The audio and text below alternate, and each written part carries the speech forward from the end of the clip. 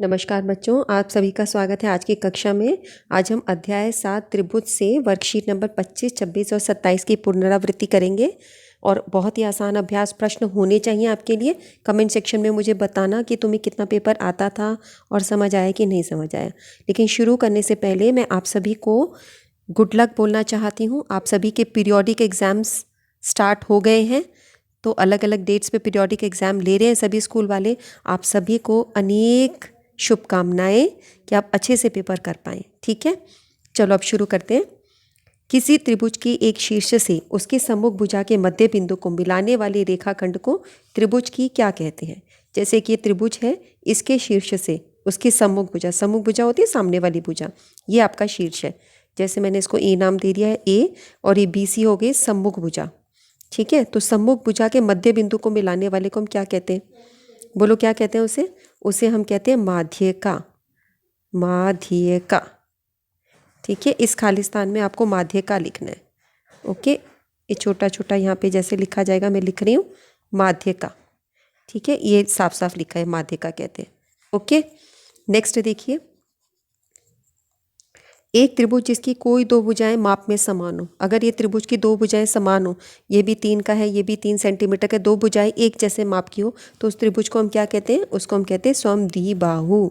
दो भुजाएं बराबर, इसके नाम से ही पता चलता है। सम यानी समान, द्वि यानी दो, बाहु यानी भुजाएं। दो भुजाएं जिसकी बराबर हो उसे हम कहते हैं समद्विबाहु। जिसकी सारी बराबर हो तो उसे कहते हैं समबाहु। किसी भी समकोण त्रिभुज में, जैसे ये समकोण त्रिभुज बना है, सबसे लंबी भुजा को क्या कहते हैं? इसकी सबसे लंबी भुजा होती है ये वाली, है ना। इसको हम क्या कहते हैं? कर्ण कहते हैं ना। कर्ण, आधार, लंब, ये हम पढ़ते हैं ना। तो इस भुजा को हम कहते हैं कर्ण। कर्ण, ठीक है। समबाहु त्रिभुज, समबाहु त्रिभुज क्या है? जिसकी सारी भुजाएं बराबर हैं। उसे प्रत्येक कोण कितने का होता है? हर एक कोण उसका 60 डिग्री का होता है। ठीक है, हो गए सारे। नेक्स्ट देखिए, एक समकोण त्रिभुज में यदि एंगल बी 90 है, अगर ये 90 है तो कौन सा कथन सत्य है? कई सारे कथन हैं, अभी हम देख रहे हैं कि सब पाइथागोरस प्रमेय लिखी है। तो पाइथागोरस प्रमेय कैसे होती है? इसके सामने वाला कर्ण होता है, उसको हम अलग लिखते हैं। ए सी का वर्ग बराबर है ए बी का वर्ग जमा बी सी का वर्ग। तो ए सी का वर्ग यहाँ पर ही लिखा है, तो ये आपका ठीक है। अब इसको चेक कर ले, ए बी का वर्ग जमा बी सी का वर्ग, तो बिल्कुल ठीक है ये। एक त्रिभुज में कितने शीर्षलंब हो सकते हैं?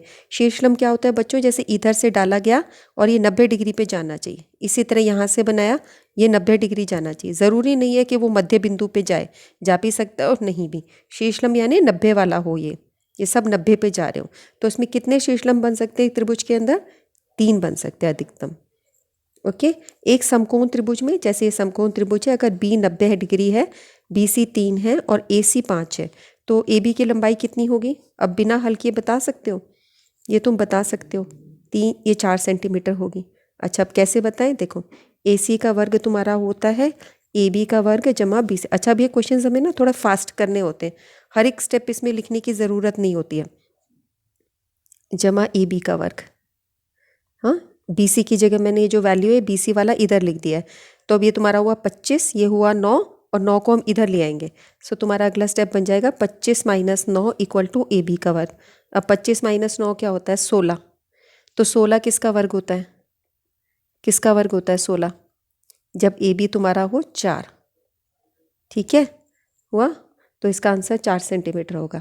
ठीक है, हमें देखते ही पता चलता है 3, 4, 5 जो होता है पाइथागोरियन त्रिक है, तो आप इसको देख के ही बता सकते थे कि इसका उत्तर 4 आएगा। अच्छा, अब आगे चलिए। यदि एक त्रिभुज में हम एक शीर्ष को, ये शीर्ष है, उसकी सम्मुख भुजा, ये सम्मुख भुजा हुई। अगर ये शीर्ष है तो ये सम्मुख भुजा हुई बी सी, ये शीर्ष के सामने ये सम्मुख भुजा, किसी ऐसे बिंदु को मिलाएं जो उस भुजा को 1 सही 1 के अनुपात में बांटता है। अच्छा, ये इस अनुपात में जा रहा है। ऐसा अनुपात कब होता है? जब जैसे हमने कोई ऐसे रेखाखंड बनाया और वो इस तरीके से जा रहा है कि इसको 2 बराबर हिस्सों में बांटेगा, तभी 1 सही 1 अनुपात आता है। यानी जैसे ये जो डी पॉइंट बना, अगर ये दोनों 3-3 में बट रहे हैं तो 3:3 का अनुपात क्या आएगा? 1:1। अगर ये दोनों 5-5 में बट रहे हैं, 5-5, तो 5-5 का अनुपात क्या आएगा? 1:1। तो ये तभी 1 सही 1 अनुपात आ सकता है अगर ये 2 बराबर हिस्सों में बटे, है ना। 2 बराबर में बटेगा तभी होगा। बराबर में कब होता है? जब ये मध्य बिंदु पे आए, और मध्य बिंदु वाली कौन सी होती है? माध्यिका, है ना। ये माध्यिका लिखा हुआ है बच्चों, साफ साफ सुंदर सुंदर। जिस बच्चे को यहाँ पे माध्यिका नहीं दिख रहा हो साफ, माध्यिका यहाँ लिखा हुआ है। ठीक है, तो इसका आंसर है ये। नेक्स्ट देखिए, प्रत्येक आकृति में x का मान बताना है आपको। अब ये सभी त्रिभुज है, त्रिभुज वाले क्वेश्चंस हैं ये, और इसमें सब में क्या खास बात है कि यहाँ पर और यहाँ पर जो ये दोनों भुजाएं हैं, इस पे जो निशान लगा है इसका मतलब ये दोनों भुजाएं बराबर हैं। इधर ये दोनों भुजाएं बराबर हैं, इधर ये दोनों भुजाएं बराबर हैं, यहाँ ये दोनों भुजाएं बराबर हैं। तो एक त्रिभुज के अंदर जब दो भुजाएं बराबर होती हैं, इनके सामने के कोण भी बराबर होते हैं। इसके सामने का कोण क्या है, ये इसको भी हम x लिख सकते हैं। इसके सामने का कोण है ये, ठीक है, ये x और 90। अच्छा, इसके सामने का कोण है ये x, इसके सामने का कोण है ये 40, इसके सामने का कोण है 45, इसके सामने का कोण होगा ये वाला, ठीक है। तो ये भी तुम्हारा ये कोण हुआ बराबर। यहाँ पर इसके सामने का कोण हुआ ये वाला और इसके सामने का कोण हुआ ये वाला, तो ये भी x और ये भी x। तो ये सारे प्रश्न हमें किस प्रकार से करने होंगे, इन सभी के अंदर ये लगेगा कि एक त्रिभुज के सभी कोणों सम्मुख कोण बराबर होते, इसको आप इस्तेमाल करोगे। एक त्रिभुज में बराबर भुजाओं के सम्मुख कोण बराबर होते, ठीक है। और दूसरी चीज़ तुमको ये इस्तेमाल करनी पड़ेगी, एक त्रिभुज में सभी कोणों का योग 180 डिग्री होता है। ये दो नियमों का इस्तेमाल करते हुए हम प्रश्न करेंगे। तो मैं पहला क्वेश्चन लेती हूँ। इस त्रिभुज के अंदर ये 90 डिग्री है, इसके सामने ये, इसके सामने ये, तो ये दोनों x हो जाएंगे, ठीक है, क्योंकि ये दोनों बराबर है तो उनके सामने वाले कोण भी बराबर होंगे। तो x जमा 90 कितना होना चाहिए, 180 डिग्री। ये वाला नियम कि सभी कोणों का योग 180 डिग्री होता है। अब हम क्या करेंगे, क्या हम इन x और 90 को जोड़ सकते हैं, क्या इन दोनों को जोड़ा जा सकता है, नहीं, ये दोनों अलग है, इन दोनों को जोड़ सकते हैं 2x, और इस 90 को इधर ले जाएंगे तो 180 माइनस 90, तो 2x इक्वल टू 90, और x का मान क्या आएगा, 2 वहाँ पे गुना हो रहा है, इधर आके भाग हो जाएगा, तो x का मान आ गया 45 डिग्री। इसी तरह सारे क्वेश्चन करने, इसका आंसर आ गया 45 डिग्री, ठीक है। अब अगला देखो, अगले में क्या है, कौन सी दो भुजाएं बराबर है और कौन से दो कोण बराबर है, उसको देखो आप। तो उसको हम देख रहे हैं, तो हम देख रहे हैं इसके सामने है ये भुजा, इसके सामने ये भुजा, यानी ये बराबर होनी चाहिए, यानी x का मान कितना आना चाहिए, 40 डिग्री, बस। तो उसमें बस ये नियम लगा, इसकी ज़रूरत ही नहीं पड़ी, है ना। एक त्रिभुज में बराबर भुजाओं के सम्मुख कोण बराबर होते हैं, ठीक है। अब अगला देखो, इसके सामने वाला ये कोण, इसके सामने वाला ये कोण, तो ये 45 है तो ये भी 45 होगा। सो एक 45 है, दूसरा भी 45 है और एक x है, और इन सबको जोड़ के बनना चाहिए 180। तो पहले आपका ये नियम लगा, उसके बाद ये नियम लग गया इस रूल के लिए। 45 कितना होता है, 90 जोड़ लो और इसको इधर ले आओ तो ये माइनस 90 हो जाएगा, ठीक है। सो ये तुम्हारा बन जाएगा x इक्वल टू 180 माइनस 90, और x की वैल्यू आ जाएगी 90, तो यहाँ पे x इक्वल टू 90 डिग्री आ जाएगा, ये आंसर आ जाएगा, ठीक है। अगला क्वेश्चन देखो, अगले वाले क्वेश्चन के अंदर हमारे कौन से दो भुजाएं बराबर हैं और कौन से दो कोण बराबर हैं। यहाँ पर देखो, इसके सामने ये कोण होगा और इसके सामने ये होगा, ये दोनों बराबर होने चाहिए। अब ये x है तो इसको भी हम x ही मानेंगे क्योंकि इनको बराबर होना चाहिए, ठीक है। तो हम लिखेंगे x जमा 100 इक्वल टू 180। इसके जैसा प्रश्न हो गया पहले के जैसा, x और x जुड़ेगा 2x आ जाएगा, 100 को उधर ले जाएंगे तो वो माइनस का निशान हो जाएगा वहाँ पे, 180 माइनस 100 और 2x इक्वल टू 80। तो x का मान क्या आएगा बच्चों, 80/2 40 डिग्री। आसान थे सारे क्वेश्चन, एक ही तरीके के थे, ठीक है। सो आपको नियम ध्यान रखना चाहिए कि कौन सा नियम आपका लग रहा है। आपके लिए कोविड संदेश है कि आप सभी अपने हाथों को साबुन और पानी से अच्छे प्रकार से धोएं। क्वेश्चन नंबर 10 है, PQR एक त्रिभुज है जिसमें Q एक समकोण है और PQ 35 है, PR 37 है, तो QR की लंबाई निकालो। तो यहाँ पर हमने त्रिभुज बना रखा है, ये आपको 90 डिग्री दिया है, यहाँ पे 37 सेंटीमीटर, ये 35 सेंटीमीटर, तो ये पाइथागोरस प्रमेय लग जाएगी। इसके सामने वाला तुम्हारा PR हो जाएगा कर्ण, PQR प्लस QR, ये हो गया 37 का वर्ग, ये हो गया 35 का वर्ग।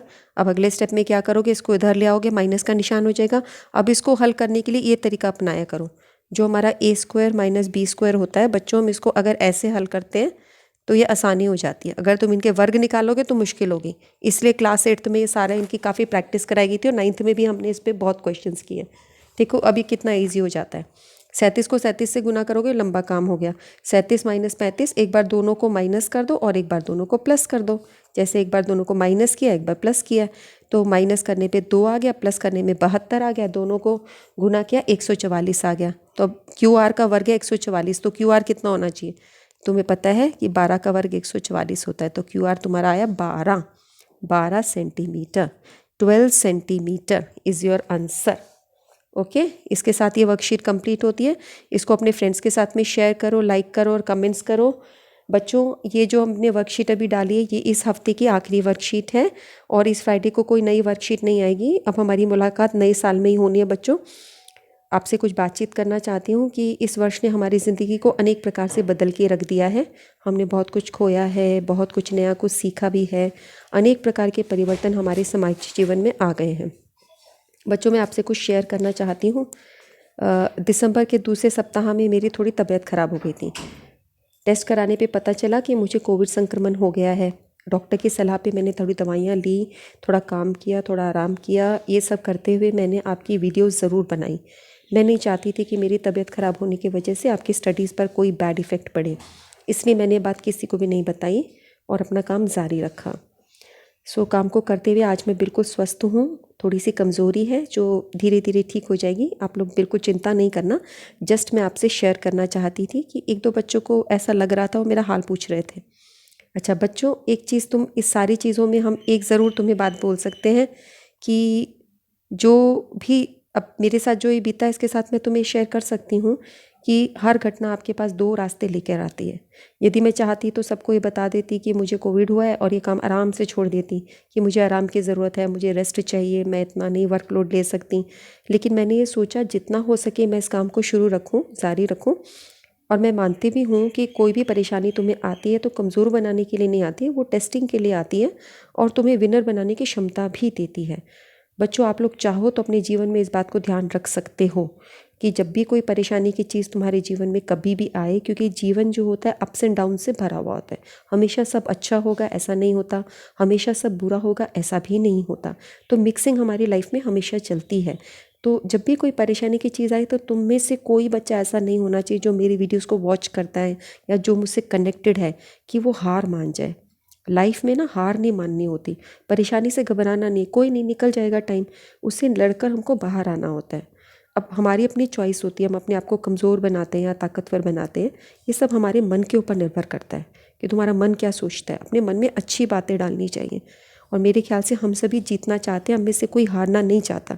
इसलिए जीवन के आगे अलग अलग घटनाओं, हमारी लाइफ में अलग अलग तरह की चीज़ें आती हैं जो हमें कई बार नीचे गिरा रही होती हैं, उनके आगे हार नहीं माननी चाहिए।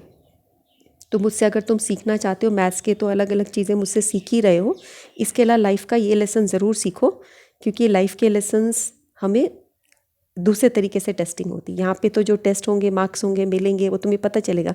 लाइफ में धीरे धीरे तुम्हें पता चलता है और कुछ घटनाएं तो इतनी बार लाइफ में रिपीट होती है अगर तुम लर्न नहीं करते हो। तो लाइफ की लर्निंग, लाइफ में टीचर अलग ढंग से पढ़ाती है। लाइफ की जो टीचर है वो मेरे जैसी नहीं है कि एक एक पॉइंट तुमको बताएगी कि यहाँ गलत किया, वहाँ वो किया। तो एक ये चीज़ तुम सीखो और ये तुम सीखोगे तो मुझे बहुत खुशी होगी, क्योंकि तुम सब मेरे अपने हो, मैं तुम सबसे कनेक्टेड हूँ।